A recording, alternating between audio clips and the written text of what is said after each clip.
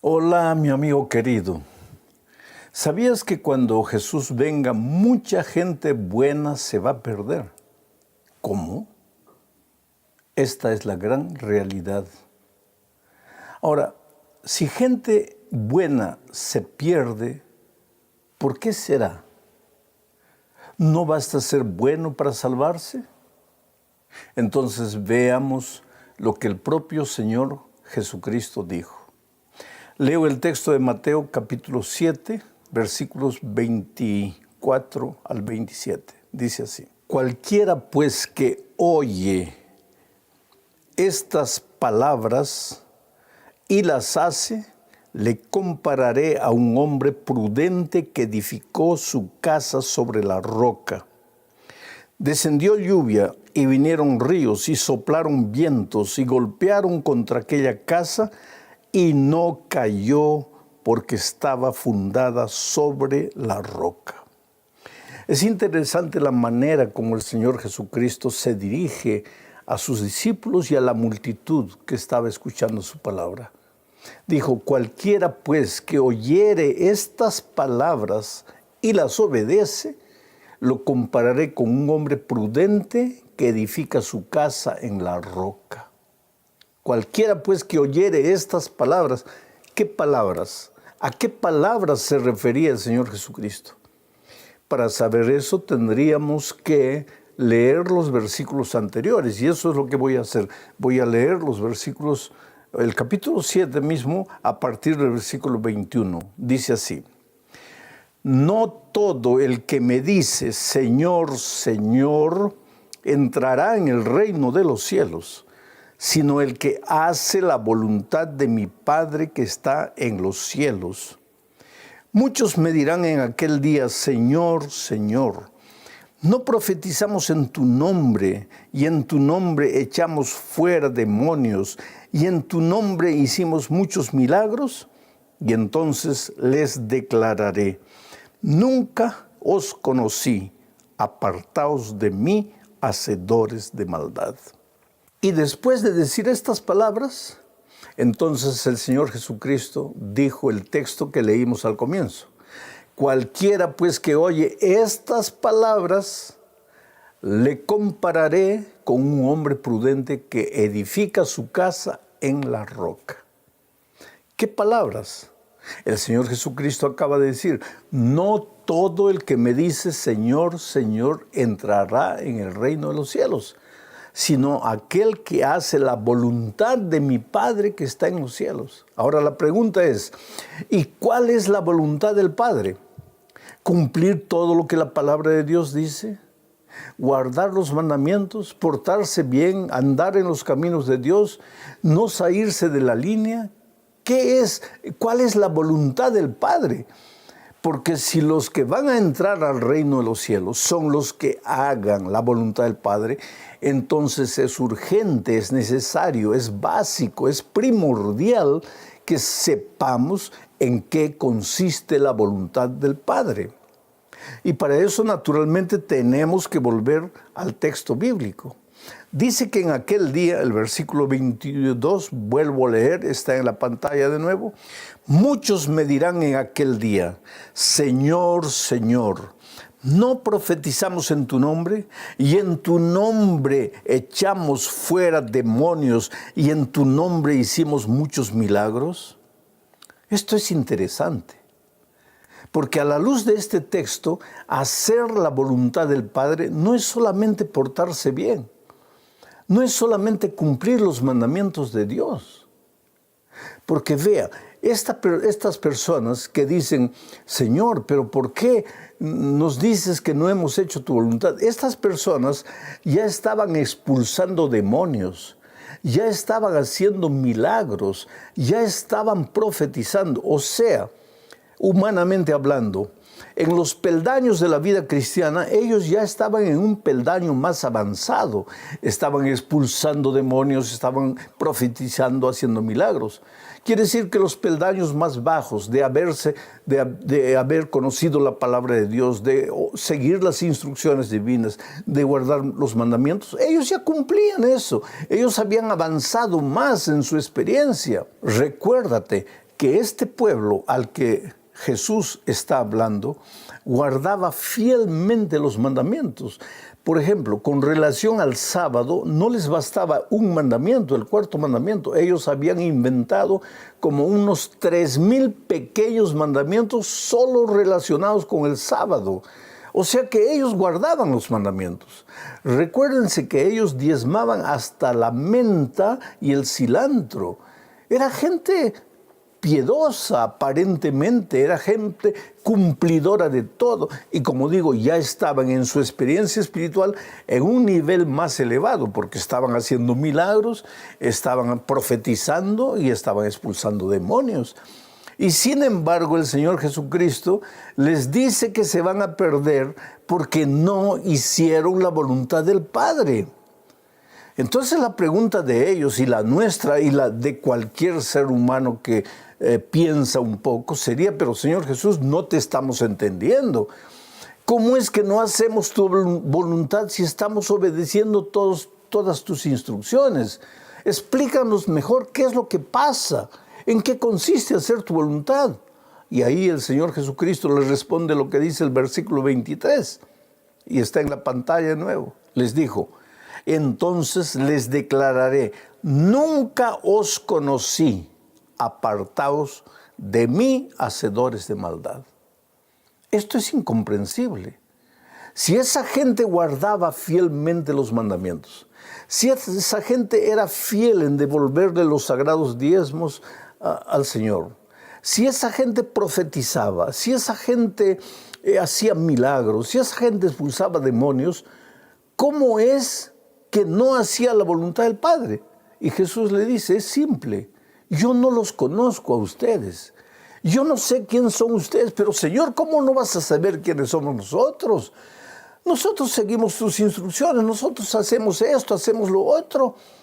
El Señor Jesús le dice, bueno, pues ustedes pueden hacer lo que ustedes quieran, pueden ser hasta gente buena que cumple todo, que sigue todo, que obedece todo, pero yo no los conozco y ustedes no me conocen a mí. Ustedes pueden conocer mis instrucciones, ustedes pueden conocer mi doctrina, ustedes pueden conocer mi iglesia, ustedes pueden conocer el ceremonial, el ritual, la liturgia, lo que ustedes quieren, pero ustedes no me conocen y yo no los conozco. ¿Por qué el Señor Jesucristo no conoce a esta gente? Porque esas personas estaban más preocupadas en ser buenas que en conocer al Señor Jesucristo. Y la vida cristiana, en primer lugar y antes que nada, es conocer al Señor Jesucristo.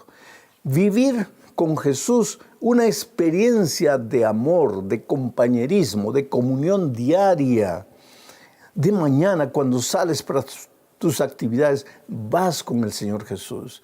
Cuando tienes que tomar una decisión en la vida, consultas con el Señor Jesús.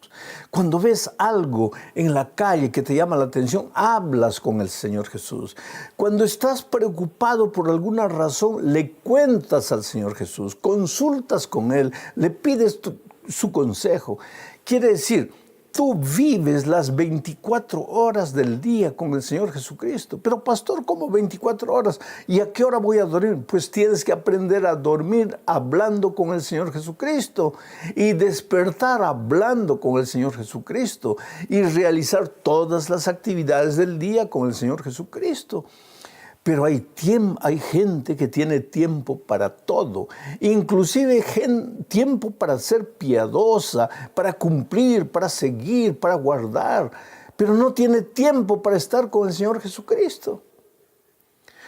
¿Cómo sería un esposo? La esposa es una esposa extraordinaria y maravillosa en los moldes tradicionales de un matrimonio, porque tenemos que reconocer que hoy día pues el esposo trabaja fuera y la esposa también trabaja fuera y ambos llegan a la casa y tienen que hacer las actividades de la casa juntos, ayudarse mutuamente. Pero yo estoy hablando en los moldes tradicionales de un matrimonio. La esposa es extraordinaria, la casa bien arreglada, la ropa bien arreglada, limpia, planchada, hay buena comida, comida deliciosa, los hijos bien educados. Quiere decir, una esposa perfecta en los moldes tradicionales del matrimonio. Pero cuando llega el esposo y quiere darle un beso, quiere darle un abrazo, ella dice, no, disculpe, estoy muy ocupada, tengo que terminar esto. Y 10 minutos después o 1 hora después, él quiere abrazarla, quiere besarla. Y ella dice, no, discúlpame, no tengo tiempo, tengo que terminar esto. ¿Cómo se sentiría ese esposo? O si fuese a la inversa, ¿cómo se sentiría esa esposa? Si el esposo no tiene tiempo para ella. Oh, queridos, la vida cristiana es como la vida de una pareja de esposos. Nosotros no nos casamos para cumplir deberes, para cumplir responsabilidades, para realizar cosas. Nosotros nos casamos para vivir la más linda experiencia de amor con la esposa o con el esposo, respectivamente. Pero ¿qué pasa? Nosotros a veces nos olvidamos de cultivar, de desarrollar el compañerismo con el Señor Jesucristo y vivimos preocupados en ser buenos, obedecedores, cumplidores, seguidores. Nadie tiene que reprocharnos en el aspecto de nuestro comportamiento, de nuestra conducta. Pero por otro lado, no desarrollamos el compañerismo con Jesucristo.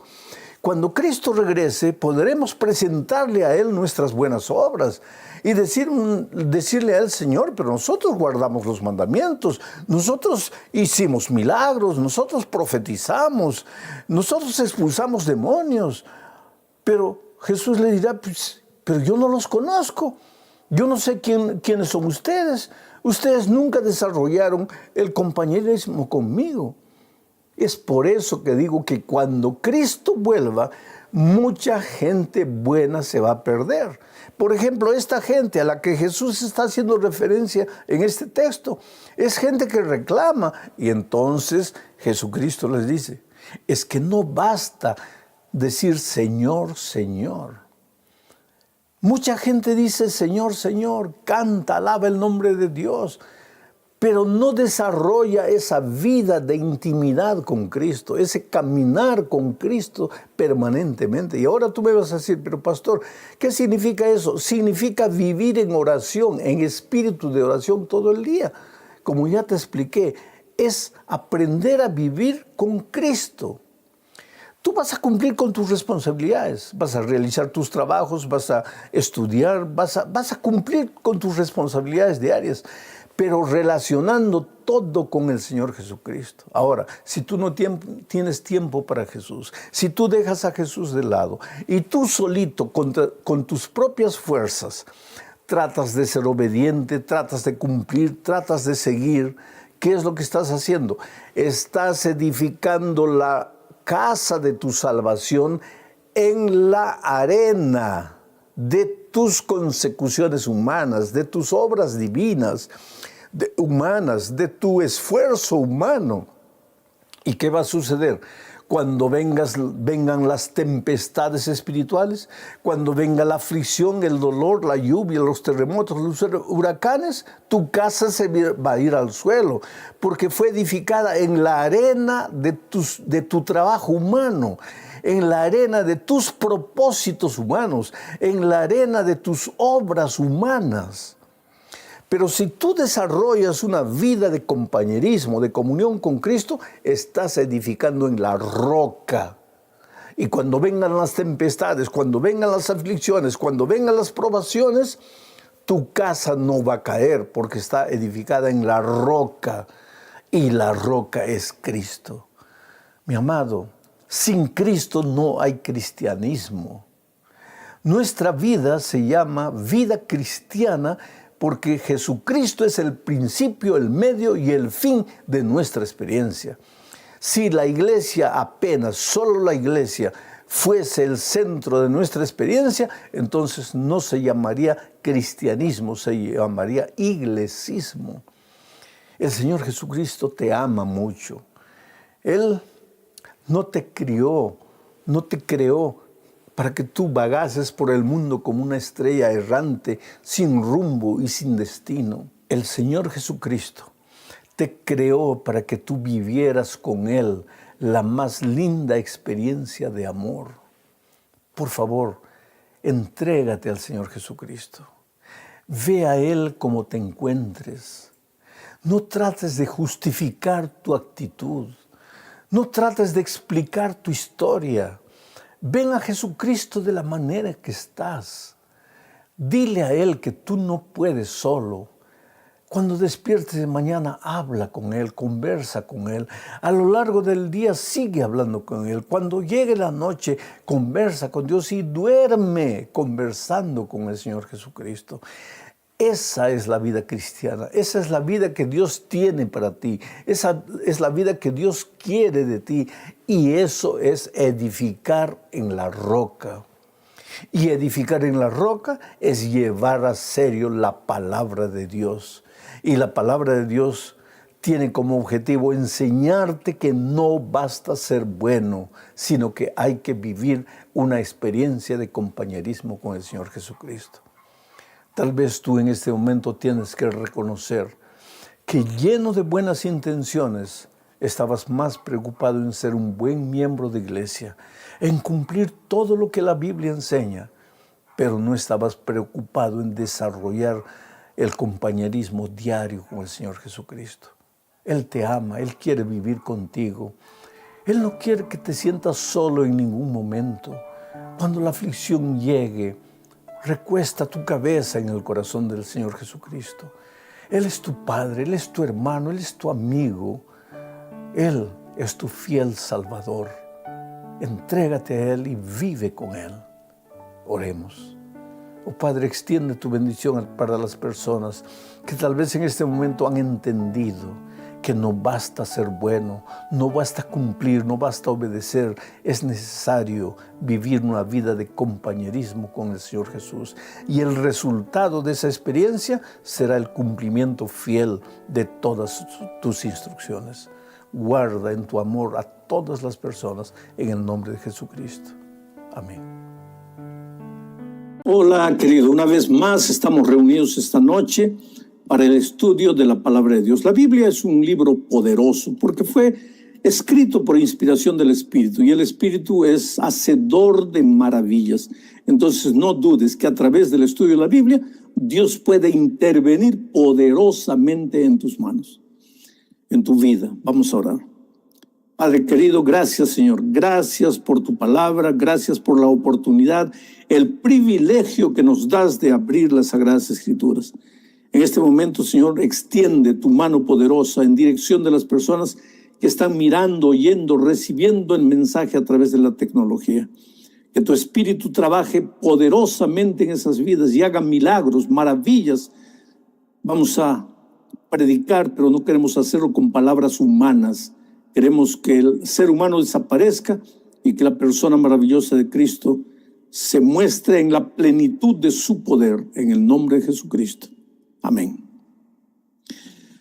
Muy bien, queridos, el texto para el mensaje de hoy está aquí en el libro de Hechos de los Apóstoles, capítulo 9, versículos 1 y 2. En realidad tendríamos que leer hasta 10, 11 versículos, pero no vamos a leer todos ellos. Saulo, respirando aún amenazas y muerte contra los discípulos del Señor, vino al sumo sacerdote y le pidió cartas para las sinagogas de Damasco a fin de que si hallase algunos hombres o mujeres de este camino los trajese presos a Jerusalén. Este Saulo que es mencionado aquí es el famoso apóstol Pablo.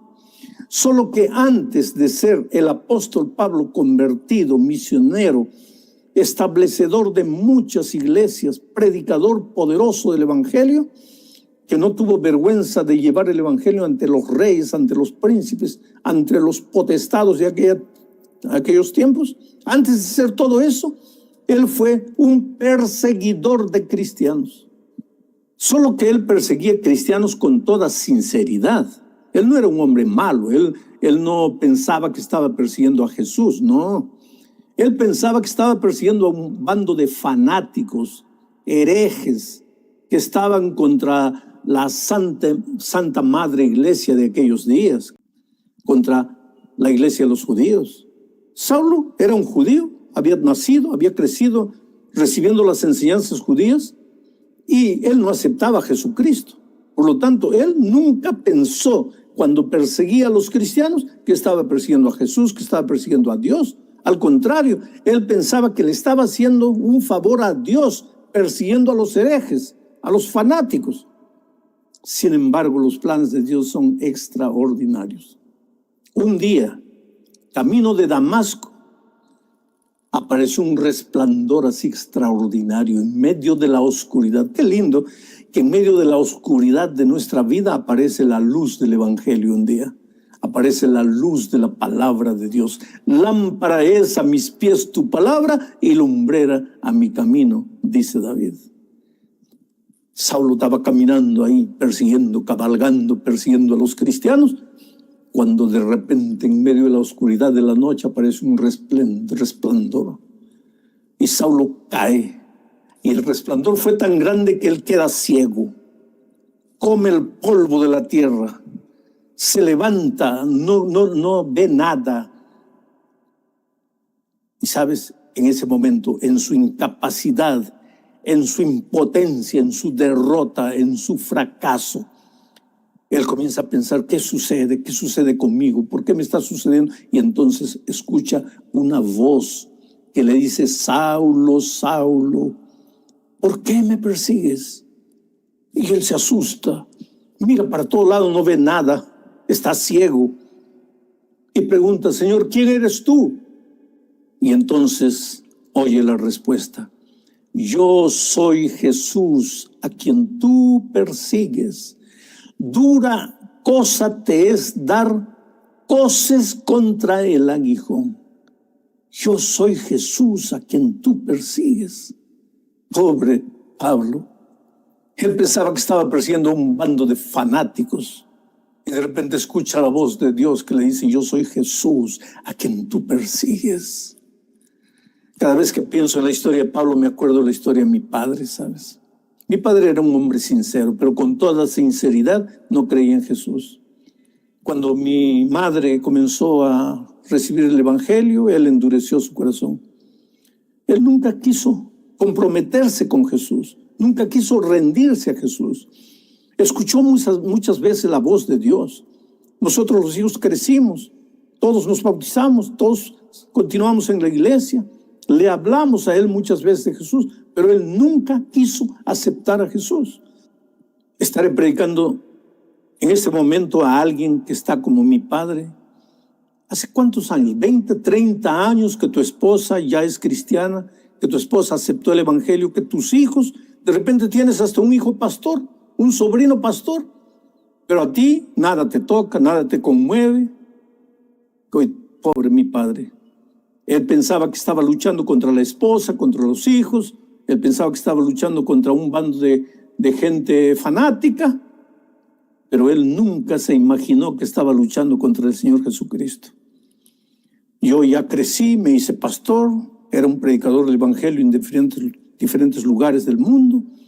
Un día llegué a mi casa, a la casa de mi padre. Él ya estaba envejecido, estaba con un cáncer que estaba devorando su vida. Pero entonces descubrí que él había aceptado el Evangelio. Y cuando yo le pregunté, pero papá, tantos años, ¿cómo es que finalmente te rendiste a Jesucristo? ¿Sabes lo que él me dijo?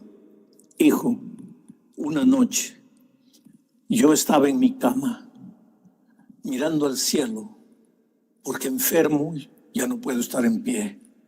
Cuando yo estaba en pie miraba solo en el plano horizontal, miraba solo las cosas de esta vida, solo las cosas de este mundo, pero cuando me enfermé caí en la cama y aunque no quería tenía que mirar al cielo, y cuando miré al cielo escuché la voz de Dios que me decía, ¿por qué demoras para entregarte? Te he llamado toda la vida, ¿por qué demoras? Y esa noche solo, porque mi padre dormía solo, porque gritaba a veces en la noche con dolores terribles del cuerpo. Entonces él dormía solo en un cuarto. Y ahí en la soledad se dio cuenta que estaba luchando con Dios y se entregó. Y yo tuve la alegría de bautizar a mi propio padre. Después de 34 años que él dijo no, no, no. Y yo te pregunto, ¿hace cuánto tiempo tú estás luchando contra la voz de Dios? ¿Hace cuánto tiempo tú estás endureciendo tu corazón?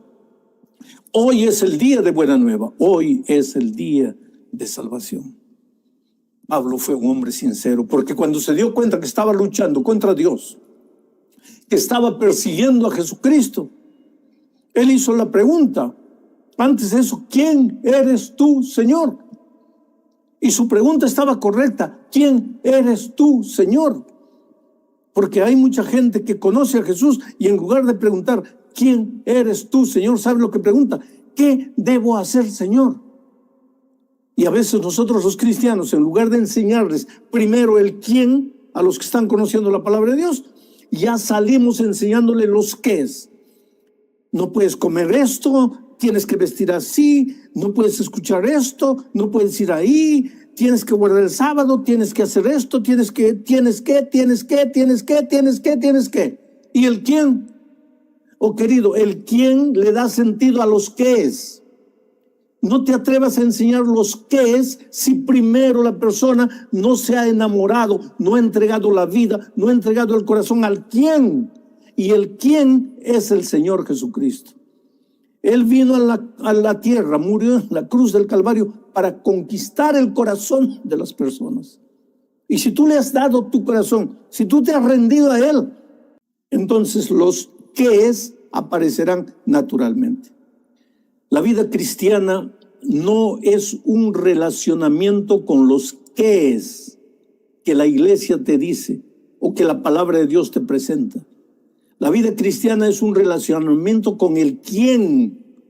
Y si estás enamorado del quién, si le has entregado el corazón al quién, si amas al quién que es Jesucristo, los qués, que son los deberes de la vida cristiana, encajarán de manera natural en tu experiencia. Hace muchos años yo estaba predicando en un lugar y una ancianita se acercó de mí y me dijo, pastor, ¿está viendo aquel hombre allá de cabello blanco, aquel ancianito? Sí, señora, es mi esposo, pastor. Ah, qué bueno. Me dice, estoy casada con él hace 60 años. 60 años. 60 años es mucho tiempo. Y ella me dice, pastor, pregúntele a mi esposo, en estos 60 años de matrimonio, yo he sido una esposa perfecta. En los moldes tradicionales de un matrimonio, porque los tiempos han cambiado, he sido una esposa perfecta. Ropa limpia, comida hecha, casa bien ordenada, hijos bien educados. Yo he cumplido mis deberes de esposa perfectamente, pero pastor, nunca he sido feliz. ¿Cómo? Le dije, señora, usted solo ahora, después de 60 años, ¿se ha dado cuenta que nunca ha sido feliz? ¿Por qué usted dice que nunca ha sido feliz? Y ella me miró triste y dice, pastor, es que yo nunca amé a mi esposo. Pero señora, solo ahora, 6 décadas después de casada, usted se da cuenta que no lo ama. Y ella me dice, no, pastor, no es ahora, yo nunca amé a mi esposo. Pero ¿y entonces por qué se casó? Y ella, derramando lágrimas, me dijo, pastor, cuando yo era una jovencita de 15 años, las muchachas no escogíamos esposo para nosotros. Los papás nos escogían el esposo. Y un día llegó mi papá y dijo, hija, mira, dentro de 2 meses te vas a casar con el hijo de mi compadre fulano. Yo no sabía quién era el compadre, no conocía al muchacho. Pero entonces se comenzó a preparar el ajuar, la iglesia, el banquete, los invitados, las tarjetas de invitación, todo listo para el matrimonio. Faltando 2 días para el matrimonio, mi papá me llevó a la estación del ómnibus, que iba a llegar mi novio. Yo nunca lo había visto, nunca había hablado con él, yo no lo conocía, no sabía quién era. Yo simplemente estaba obedeciendo lo que mi papá me decía, te vas a casar con el hijo de mi compadre fulano. Y cuando los pasajeros comenzaron a bajar del ómnibus, yo mirando, ¿será? ¿Quién será? ¿Cómo será? ¿Me gustará? ¿No me gustará? Y mi padre me dijo, es aquel muchacho. Lo miré, pastor, no me gustó. Pero 2 días después tuve que casarme. Y mis padres me habían enseñado, hija, una esposa perfecta hace esto, esto, esto y esto. Una esposa perfecta no hace esto, esto, esto y esto. Y he estado casada con él, pastor, durante 60 años. Puede preguntarle, he sido una esposa perfecta, pero nunca he sido feliz, porque nunca he logrado amarlo. Yo lo respeto, yo lo considero, pero yo no lo amo. Y ahora te pregunto, ¿cómo se puede ser feliz con una persona a quien no se ama? ¿Cómo se puede ser feliz? En la vida cristiana es igual. Si tú quieres ser feliz en la vida cristiana, lo primero que tienes que hacer es enamorarte del Señor Jesucristo. Amarlo con todo tu corazón, rendirle tu vida. Entonces, solo después que amas a Jesucristo, todas las responsabilidades de la vida cristiana las vas a hacer con placer, con alegría. ¿Por qué? Porque estás haciendo para la persona que amas. Pero si tú no amas a Jesús y solo aprendes los deberes, los qués, esto, tu corazón siempre va a estar vacío, porque vas a cumplir tal vez a perfección. Porque yo digo muchas veces, tú como cristiano puedes mirar a Jesús y decirle, Señor, estoy casado contigo hace 20 años, porque el bautismo es una especie de matrimonio con Cristo. Estoy casado contigo hace 20 años, o 15 años, o 5 años, a 1 año. Y Señor, en todo este tiempo tú sabes que he sido un buen cristiano, me he esforzado, he cumplido, he seguido todo, pero no soy feliz. ¿Y por qué no eres feliz? Simplemente porque no estás enamorado del Señor Jesús.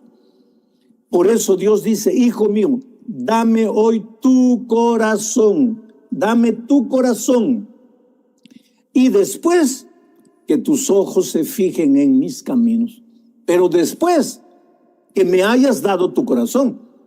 Ahora, si tú no me das el corazón, yo no quiero que tú te fijes en mis caminos, que andes en mis caminos, que guardes mis mandamientos, que sigas mi consejo. ¿Para qué? Eso no te sirve. Porque esto no te da vida. Quien te da vida soy yo, dice Jesucristo. Yo soy la vid. Tú eres el ramo. Ven a mí, entrégate a mí. Vive conmigo una vida de compañerismo. Y entonces, como resultado de esa vida de comunión con Cristo, tú vas a aprender a caminar en los caminos de Dios. Pablo estaba cierto cuando preguntó, Señor, ¿quién eres tú? Ahora mira, una vez que él pregunta, ¿quién eres tú? Jesús le dice, yo soy Jesús a quien tú persigues. Dura cosa te es dar coces contra el aguijón. ¿Entiendes esta figura? ¿Qué cosa es dar coces contra el aguijón? El caballo da coces contra el clavo puntiagudo, contra el aguijón. ¿Quién se va a herir? No es el clavo, es el caballo. Agarras tú, cierra el puño y comienza a golpear la pared llena de clavos con la punta para afuera. ¿Quién se va a reventar la mano? Eres tú, no es el clavo. Cristo es la roca. Dura cosa es para ti endurecerte contra Dios.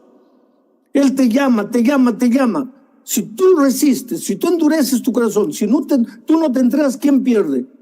No es Dios, eres tú.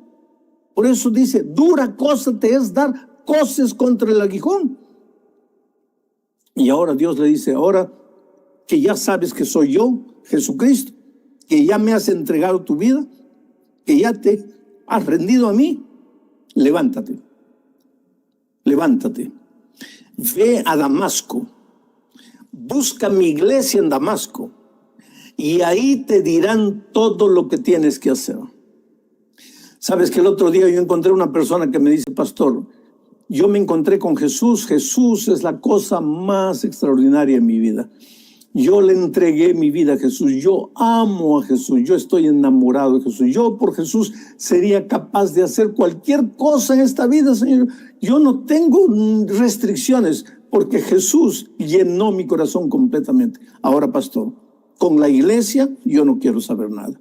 Porque la iglesia es de los hombres.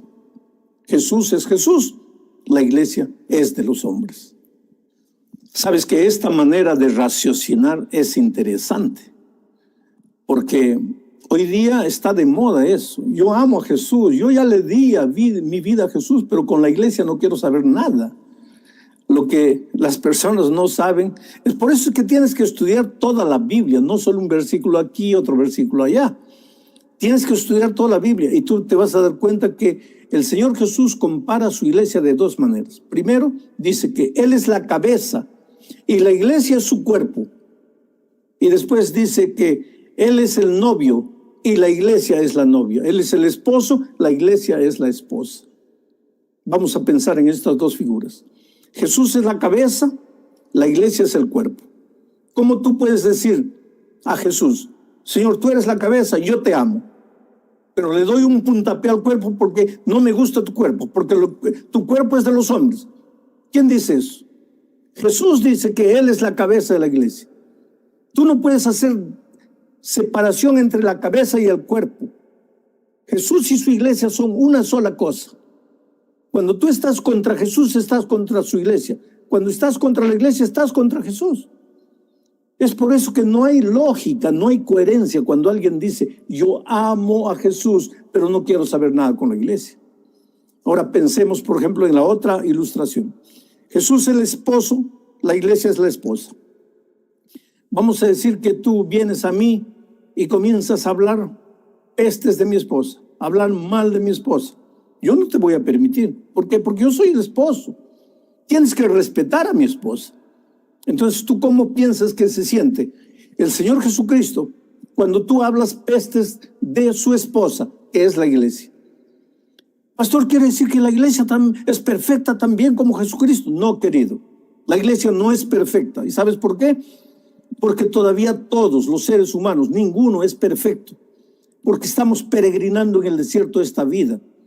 Porque todavía cargamos la naturaleza pecaminosa dentro de nosotros.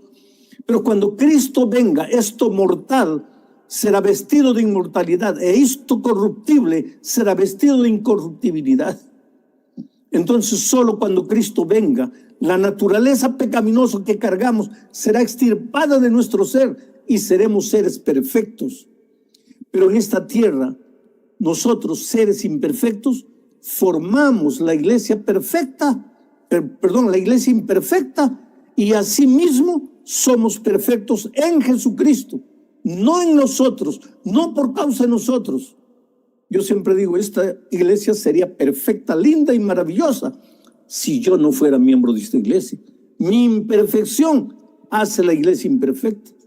Porque imagínate, si yo me saliera de la iglesia y todos ustedes se quedaran y todos ustedes formaran la iglesia de Dios, ¿cómo sería la iglesia? ¿Cómo eres tú? ¿Y cómo eres tú? Lindo, maravilloso, santo, ¿no?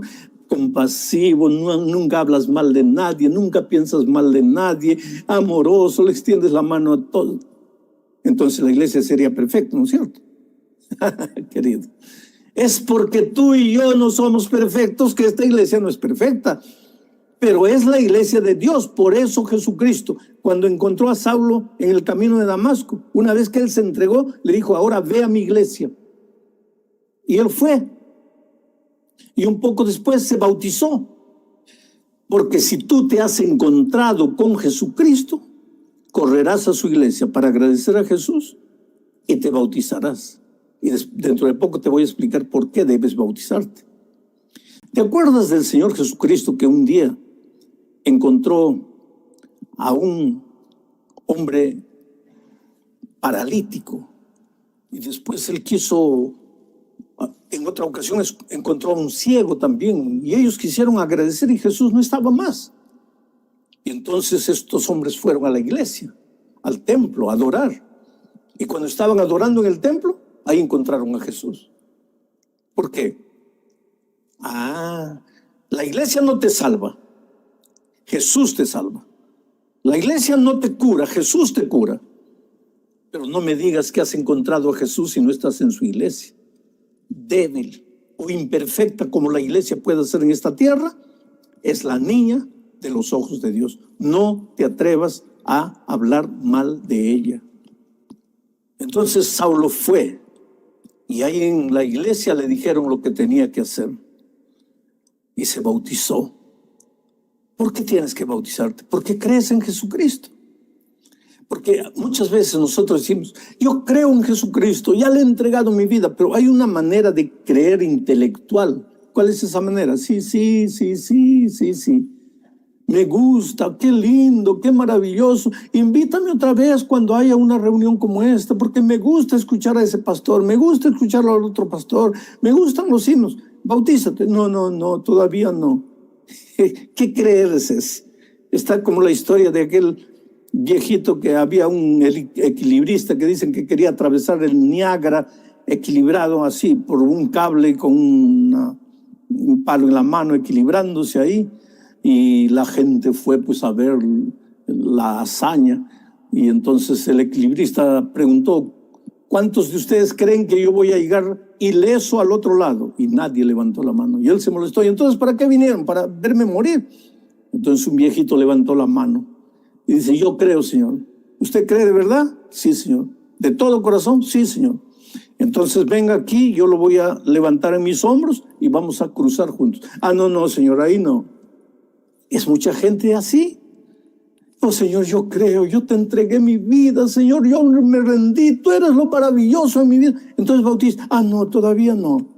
Oh, querido, Pablo encontró a Jesucristo en su camino, fue a Damasco, habló con la iglesia y se bautizó. Muchos de ustedes que me están escuchando estos días ya han estudiado la palabra de Dios, ya han recibido el mensaje de Dios en su corazón, ya conocen las enseñanzas bíblicas. ¿Qué impide que te bautices? Entrégate a Jesucristo, ríndete a Jesucristo. ¿Cuántas personas se casan pensando ser felices, no? Yo siempre digo que para ser feliz en el matrimonio no se necesita un hombre y una mujer, se necesita 3 personas, un hombre, una mujer y Cristo al medio. Para que un hogar sea feliz no se necesita que el hombre ame mucho a la mujer, que la mujer ame mucho al hombre. Se necesita que los dos, hombre y mujer, amen mucho más que entre ellos amen al Señor Jesús. Porque es el Señor Jesús que refleja su carácter en las personas. Porque hombre y mujer que no han entregado la vida a Jesús, por naturaleza son egoístas, buscan la felicidad. Cuando se casan ya llegan al matrimonio diciendo, ojalá que sea feliz. ¿Cómo que ojalá que sea feliz? Deberías llegar diciendo, yo quiero hacer feliz a esta persona con la que me estoy casando. Pero no, tú quieres que la otra persona te haga feliz y ahí nadie es feliz. Es interesante como cuando Dios llama, por ejemplo, Él llama así, con una voz suave y mansa, hijo, entrégate a mí. Hay mucha gente que corre y se entrega. Hay otros como Saulo de Tarso, que hay que hacerlos caer en la tierra. Hay que comer polvo, hay que sufrir. Yo conozco gente que se entrega a Jesucristo, son a la orilla de la muerte, cuando va a morir. Pero qué bueno es Dios que siempre está con los brazos abiertos esperando. Hay algunos a quienes hay que sacudirlos. Hay algunos en cuya vida hay que operar un milagro, pero sí de dimensiones extraordinarias. Sea como sea, querido, Dios te está llamando. Hace mucho tiempo te está llamando. Y necesitas entregarte a Jesús. Tú jamás serás feliz sin Jesús. Porque un día saliste de las manos de Dios. ¿Cómo puedes ser feliz separado de Dios? Tienes que devolverte a Él, tienes que entregarte a Él. Sí, pero ya me entregué a Él, pero no quiero nada con la iglesia. Pero ¿cómo puede ser eso? Si Cristo es la cabeza y la iglesia es su cuerpo. Por eso, en el Apocalipsis, en el último capítulo, en el capítulo 22, dice, el Espíritu y la iglesia dicen, ven. El Espíritu de Dios te llama, la iglesia también te llama. ¿No fue un miembro de iglesia que te invitó para asistir a estas conferencias? El Espíritu y la iglesia dicen, ven. Y aquel que oiga, diga, ven. Tú has oído, tú también invita a otra persona. Ven y beba del agua de la vida. En Jesucristo hay paz, hay felicidad, hay victoria. Entrégate a Jesús. Yo voy a hacer una oración para que el Espíritu trabaje en tu vida. Y tú manifiesta tu decisión de bautizarte o de estudiar la Biblia o de unirte a la iglesia a través de los teléfonos que están ahí, a través de la dirección electrónica que está en la pantalla. Vamos a orar. Padre querido que estás en los cielos, Señor, gracias. Gracias porque un día encontraste a Pablo, a Saulo, camino de Damasco, y lo transformaste en el apóstol Pablo. En este momento miles de personas te están entregando el corazón y ellas no tienen idea de a dónde tú las llevarás. Tal vez entre esas personas que en este momento te están entregando la vida estén los futuros predicadores del evangelio, los futuros ancianos de iglesia, los futuros líderes de iglesia, hombres y mujeres que transformados por ti harán maravillas por tu causa. Pero Señor, en este momento ellos se están rindiendo, te están diciendo: yo quiero aprender más de ti, más de tu palabra, yo quiero conocerte mejor, yo quiero amarte, darte mi corazón. Señor, responde la oración de toda esa gente y haz maravillas, haz milagros en la vida de ellos, en el nombre de Jesucristo. Amén.